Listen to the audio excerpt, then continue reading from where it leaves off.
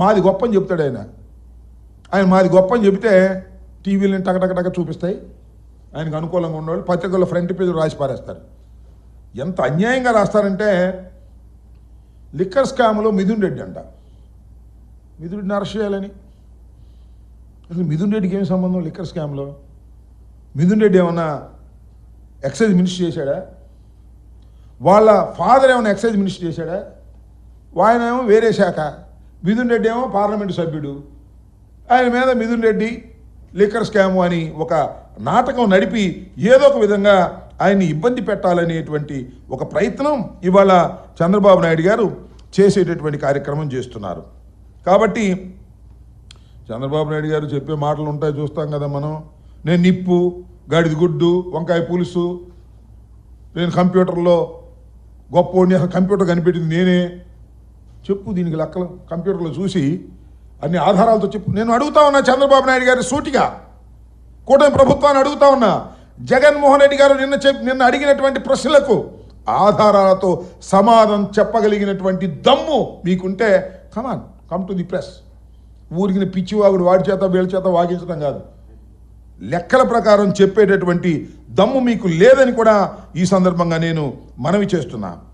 ఈ రకంగా చంద్రబాబు నాయుడు గారు ఇలాంటి తప్పుడు ప్రచారాలు చేసేటటువంటి కార్యక్రమం చేస్తున్నారు. అసలు మీకు ఇంకోటి కూడా గుర్తు చేస్తా, ఏమన్నారండి ఉద్యోగస్తులకి 1వ తారీఖున డబ్బులు పడిపోతాయి, జగన్మోహన్ రెడ్డి గారిలా కాదు 3వ తారీఖు పడిపోతాయి అన్నారు. 1 నెల పడ్డాయి, ఇప్పుడు పడుతున్నాయా? మొదటి వారంలో 1వ తారీఖున పడే ప్రశ్న లేదు. ఉద్యోగాలు ఇస్తామన్నారు, ఉన్న ఉద్యోగాలు పీకి పారేశారు.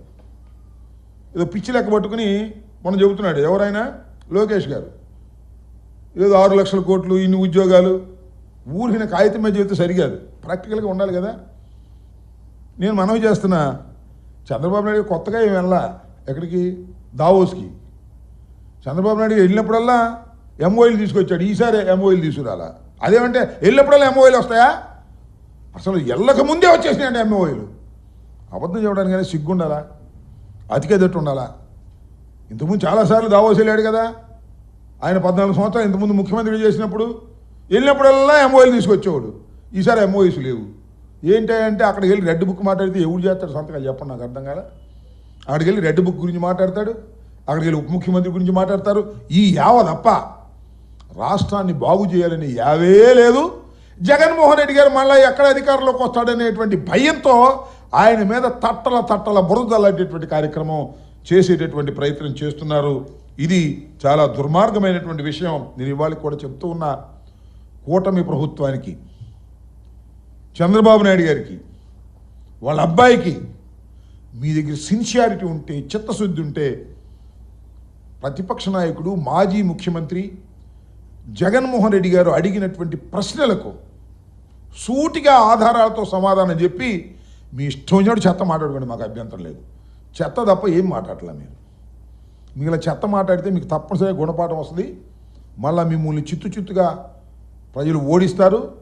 మీరేదో మేము బ్రహ్మాండమైన స్ట్రైక్ రేటుతో వచ్చాము, జగన్మోహన్ రెడ్డి గారిని 11 సీట్లకు పడగొట్టాము అనేటువంటి ఒక అహంభావంతో ఏమీ చేయకపోయినా ప్రజలు మాకు ఇస్తారు, అమలు చేయకపోయిన హామీలను ప్రజలు మాకు తిరిగి ఇలా కొనసాగిస్తారు అనుకునేటువంటి ఒక అహంభావంతో మీరు ఇవాళ ప్రవర్తన చేస్తున్నారు.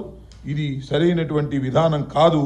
మీరు ఎప్పుడు అసత్యాలను వండి వార్చేటటువంటి కార్యక్రమంలోనే మీరున్నారు. మీ రాజకీయ బ్రతుకంతా కూడా అసత్యాలు, అన్యాయాలు, అక్రమాల మీదే నిర్మించుకున్నారు.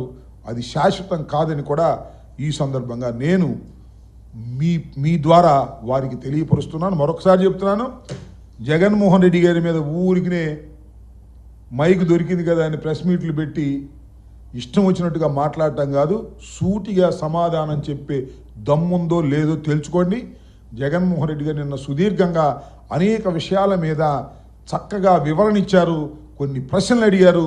ఆ ప్రశ్నలకు దమ్ముంటే సమాధానం చెప్పండి, లేకపోతే మీ పని మీరు చూసుకోండి తప్ప ఏదో చెత్తవాగుడు వాగే కార్యక్రమం దయచేసి ఆ మంత్రివర్గ సభ్యులకి, కారు కూతలు కూస్తున్నటువంటి వ్యక్తులకి కూడా మీ ద్వారా వారికి చెప్పదలుచుకున్నాను.